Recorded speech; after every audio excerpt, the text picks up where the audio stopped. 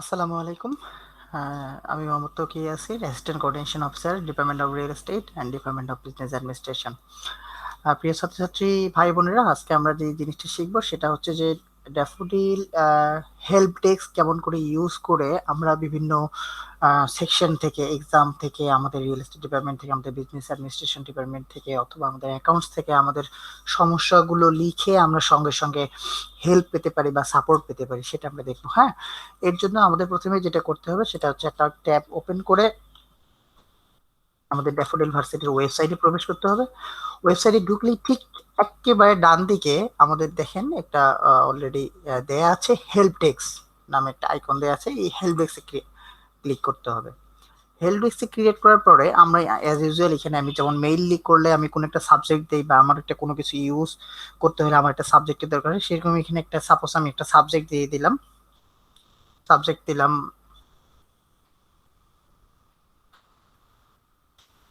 Registration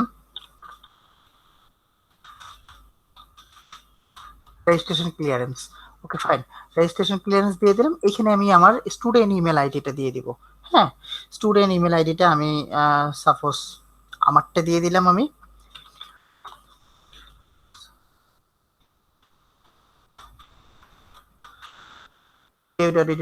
এরপর হচ্ছে আমি ক্যাটাগরি বলতে আমি অ্যাকচুয়ালি কোন ক্যাটাগরির মধ্যে আমার সাপোর্টটা কার কাছ থেকে দরকার। হ্যাঁ, সে অফিসটার নাম হবে এখানে। হ্যাঁ, এখানে সাপোজ আমার রিয়েল এস্টেট অফিস থেকে দরকার বিআরই সাপোর্ট।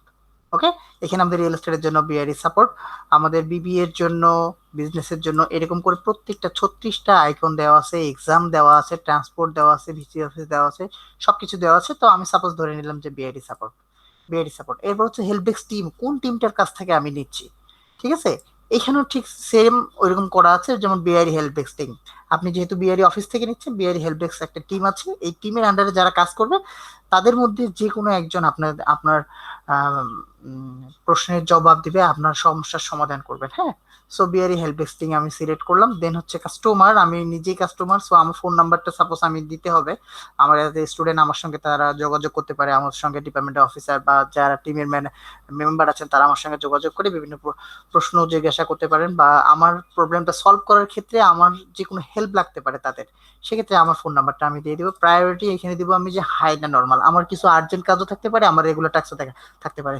দেখা গেল যে আমার এই রেজিস্ট্রেশনের ডেট 20 তারিখ পর্যন্ত আছে, সেপ্টেম্বর 20 তারিখ। সো আমার এটা হাই না, আমার এটা লো বা নর্মাল দিলেও হবে।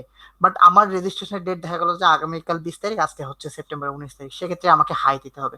সো সাপোজ আমি নর্মাল দিয়েই করলাম, আমি ডেসক্রিপশন দিয়ে এখানে দিয়ে দিলাম। সাপোজ আমরা মেইল করলে বডিতে যেইটা লিখি যে আসলে বডিতে আমাদের কি করতে হবে, আমাদের সমস্যাটা ডিটেলসটা বা আমাদের অ্যাকচুয়ালি কি হেল্প চাচ্ছি সেটা ডিটেলসটা আমরা দিই। সো এখানে অ্যাজ ইউজুয়াল আমি হেল্পটা দেবো যে I have paid my dues,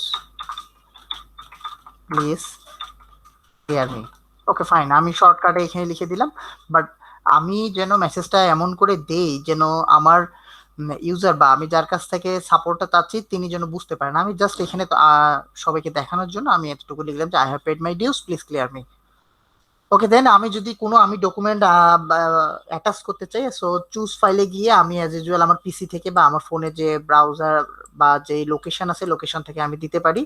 হ্যাঁ, তো আমি কোনো কিছু দিচ্ছি না, দিয়ে সাপোজ একটা দিয়ে অ্যাড করার পরে এখানে ওপেন দিলেই হয়ে যাবে। তো আমি কিছু দিলাম না, দেন আমি কি করব, সাবমিট টিকিটটা আমি সাবমিট করে দেব। সো যাই হোক, এখানে সার্ভার একটু এরর দেখাচ্ছে, এখানে একটু নেটওয়ার্কের প্রবলেম হচ্ছে। বাট এইভাবেই আমরা আসলে আমরা হেল্প ডেস্ক টিমের মাধ্যমে আমরা বিভিন্ন অফিস থেকে সবকিছু সার্ভিসগুলো পেতে পারি।